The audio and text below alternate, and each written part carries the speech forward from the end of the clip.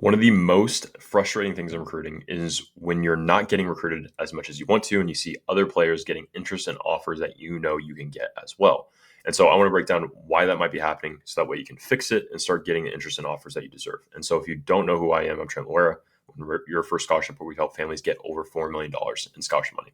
So let's dive into it. So the way I think of it and the way that coaches basically do this in their head is it's a checkbox system.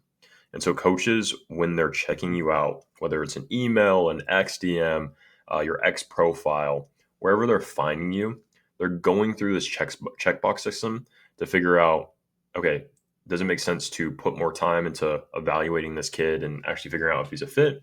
Or can I just skip this and save myself some time and go to someone else that may be more worth that heavier amount of evaluation? Because coaches do not have this amazing amount of time. They're hosting meetings. They've got games to win. They just have other recruits to potentially evaluate. And so the last thing a coach wants to do is waste his time spending 5 to 10 minutes evaluating a recruit that just doesn't even make sense in the first place. And so they try to save themselves by going through this process. That way they can figure out if a kid is a right fit or not in a matter of seconds rather than minutes. And so this is what they're doing. So the first thing is like, do you check the boxes? So the first one is size, just straight up. They're going to check the size. And now you can always overcome a lot of these if you're good enough. If you run a 4.2, whatever it might be, like you can overcome a lot of this stuff. Size, for example, is one of them. All of us know, stories of guys that were undersized, Tyreek Hill, whoever else you want to name, that were still able to play at a highly elite level because they were highly elite in the talent that they have. But that's the whole point. You need to be elite in the other areas to be able to make up for an area that is not elite. And so if you don't have the size, for example, if you're offensive lineman, you're 5'9", 5'10", you're probably going to get skipped by most coaches just right away. They're not even going to look at anything else. They're going to see your size, see that you're offensive lineman, and go, next. I can find someone that's probably as good as this guy, if not better, that's 6'3", 6'4".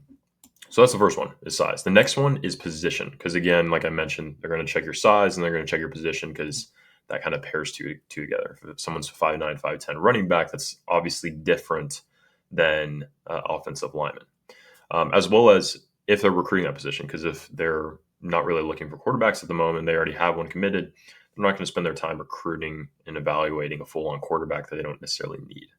And so that can also get you kind of disqualified if they're not necessarily recruiting a position. It's not as a big one, but it's more of that pairing of the size and the position is stuff that coaches want to see. As well as graduation year, you can loop into that too, but that's a little more of an obvious one to me. The next one is grades. And so this is a big one. I always make posts about grades because I felt like it opened a lot of doors for me, and I see it for a lot of recruits that we work with and recruits that we haven't worked with, that it closes a lot of doors for them. And so you have to understand that the minimum GPA to be eligible is 2.3 for D1, 2.2 for Division II. That is core GPA. So core GPA, if you don't know, is the actual classes that you take in high school. And by actual, I mean English, math, social science, regular science. So anything outside of that, electives, PE, all that kind of stuff that may fluff your GPA up because they're generally easy A's. I hope you're getting A's in those.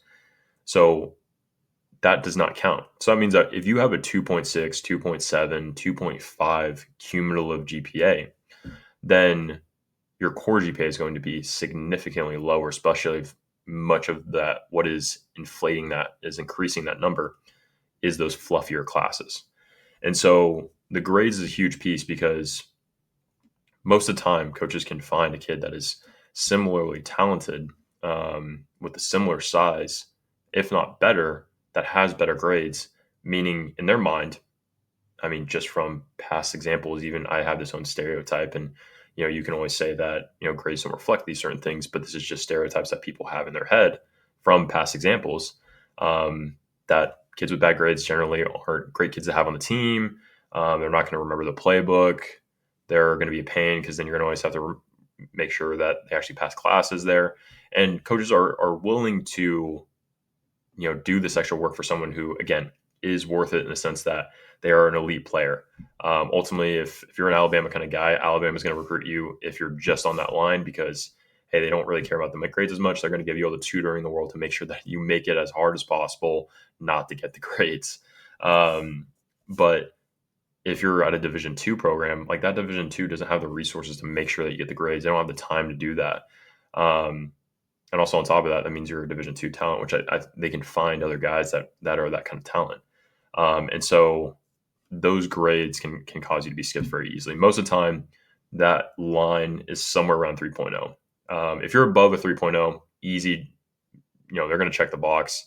Obviously, like higher academic schools, Ivies, some D3s, Pioneer League schools, for example, they're going to need to see higher than that. But for the most part, if you're at a 3.0 plus, you're going to check that box, and it's not going to be a huge issue. If you're below a 3.0, then it starts to become a question. What's his actual core GPA? Is he even eligible in the first place? What if his grades continue to decline and then he's not even recruitable? So it's like all this stuff they don't want to put time into, because like you can say that, oh, I'm going to get my grades up. I had a bad freshman year, sophomore year, or whatever. But then to these coaches' minds is also like, what if this kid doesn't even become eligible when we spent all the time recruiting him when we could have recruited someone else that is going to be eligible? And so this is the biggest block. And most people just don't necessarily realize it or realize how many different levels there are to this. And so there's so many things on the coaching side of just, when he gets on campus, is he going to be actually worth being on our team? To, is he actually worth recruiting? Because what if he's not even eligible? To number 3, as well as the amount of academic that you might get if you're at a FCS or lower school. And they can just offer you a partial and not have to offer you the full academic or full athletic if they're able to split that up according to different programs. But that's a long tangent on grades. All I got to say is get a 3.0 or above. It's an easy one. And if you're below that 3.0 line, good chance that you're getting skipped. And so if you're not above that 3.0, again, that might be a reason why you're not getting recruited as much. Now, the next one is, if you get past the grades, is content. So again, like most of recruiting happens on X. So again, this could be happening in email. It's a little simpler, and they're going to probably skip most of the content stuff because there's not really content to check on the email. But if you're on X, if you send a DM, if you have a post, they're going to check your content. They're not going to read your DM first and then respond back. They're probably going to check out some more about you. They're going to give you a quick little scroll in the X stuff. And so they're looking for a bunch of different things. They're looking for, what is this guy posting? Is there recruiting activity on his stuff? Is he being recruited by other schools? Does he have other offers? Because we've seen that, like we have one kid that we work with. He's a safety from Georgia. In the past 2 months, he's gotten 10 Division 1 offers. And when we first started out, it was taking him about 1 out of every 400. This is his words. 1 of every 400 messages to get a response. Last time we talked about this is probably a couple of weeks ago, maybe a month ago. He said that now it takes him about 1 out of every 40. And he was about like 4 to 6 Division 1 offers at that point. So coaches are more apt to respond if you have higher recruiting activity, such as offers, etc., rather than if you have no recruiting activity. It's just a bandwagon effect of, hey, there's some verification, some proof that this guy is recruitable. Other coaches trust that he's a guy that's worth recruiting and worth offering. Now, outside of that, maybe you don't have offers, which is perfectly fine. If you don't have offers, it's a 2026 at this point, or 2027 at this point. That's perfectly fine. You're still way ahead of the game just by watching this video. But you need to have content on there that shows that you're worth recruiting. So you need to have your highlights, video, workout film as much as possible, as well as like recruiting activity stuff that shows that you're being recruited by schools. So if there's nothing on there, it's just a red flag to coaches. Like, why is there nothing on there? Does this kid want to get recruited? Why is he just sending me a random DM? Whereas if you have it set up as this good, solid recruiting brand where they can see that you're clearly a dedicated individual, as well as you're showing them proof of why they should respond to you or recruit you, as far as different plays that you make and just stuff that you can do, it makes it way easier for them to respond. And that's what we've seen. Just the more content that you have, the more higher chance that you're getting responses. And there's a direct correlation there versus if you have no content or low content, it just becomes a lot harder because then you have to make up for it in some way because they just may not even check out your film because they're not able to scroll your feed for a few seconds to see, hey, does this guy have some stuff? And it's that simple. Again, it's coaches wanting to make a decision in seconds rather than taking the minutes to find out that it was all a waste of time. Now, the next thing is the evaluation. So if you pass that content section and they're like, cool, this guy's got the size, he's got the position that we're looking for, the graduation year, he's got the grades, he's a 3.0 or plus, and he's got some content. It's clear that he's getting recruited by some schools. He's doing some cool things. I see on a couple of things here. Let me check out the film. I'm finally going to check out the film. So when they make that evaluation, they're going to look at your highlights first, and they're probably going to just check out the first 3 to 5 plays. So your best plays need to be first, because if they don't see something within that first 3-5 plays that makes them say like, okay, this guy probably can potentially play at our program, again, they're just going to skip you. If they do see something, then maybe they're going to watch a little bit longer to get more of a fuller evaluation. Again, they are highlights. The coaches know that. So they're generally not going to watch the full thing because maybe they make a further evaluation on game film, which they can do in Huddle.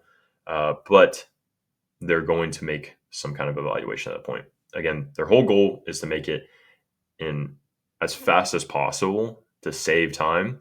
So that way they can either get to another kid that might be worth their time or decide that, hey, this guy's actually worth recruiting and continue to make a longer evaluation. And so that is the evaluation stage. Then lastly, if you pass that, you're going to be on their board. They're either going to contact you, contact your high school coach, do a heavier evaluation, whether that requires, game film, like I mentioned, camps, all that stuff, or even might just follow you. And so there's a couple different ways, and I won't go into this too much because more of this was just on those first couple steps in that checkbox system. But ultimately, if you pass that evaluation, then sometimes you might not even know other than just a follow. And it is hard to say. Most of the time, you're not being legitimately recruited by a school unless you're really in contact. I mean, like weekly contact or, having the coach's phone number or something more in depth that makes it clear that they're really interested in you. But this at least gives you an idea of kind of what that process is like. And it is kind of contextual based on the program, based on the coach and how the conversations look like.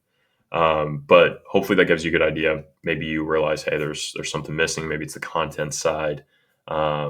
Maybe you're just missing a couple pieces here and there, and hopefully you can get those fixed.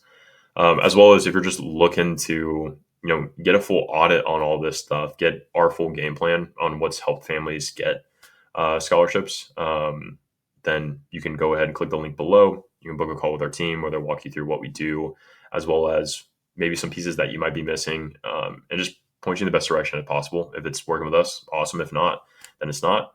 But yeah, you can click the link below, check that out, and I hope to talk to you soon. Peace.